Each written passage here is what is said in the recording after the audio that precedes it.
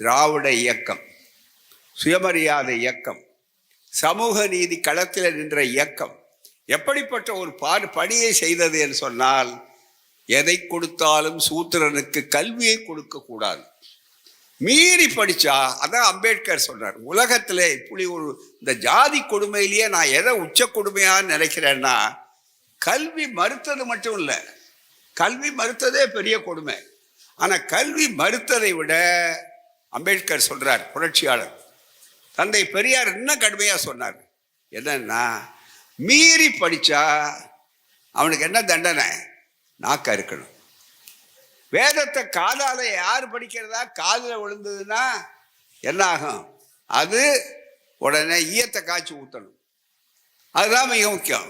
காது கேட்காம இருந்தா பரவாயில்ல, காது கேட்டுருந்துச்சுன்னா என்ன ஆகும் அப்படின்னா ஈயத்தை காய்ச்சி ஊற்றணும். இப்படியா இருந்தேன்.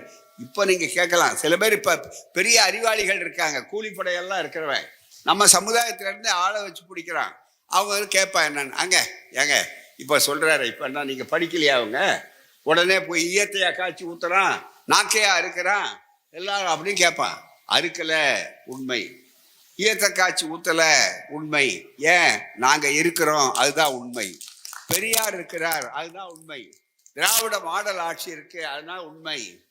அது இல்லைன்னு நாளைக்கு நகர்ந்தா, இருக்கும்போதே விஸ்வகர்மா திட்டம் வருது, இருக்கும்போதே குலக்கல்வி திட்டம் கொண்டு வர்றான், இருக்கும்போதே என்ன நீங்க எதுக்குன்னு வர்றான், இன்னும் மறுபடியும் வர்றான்.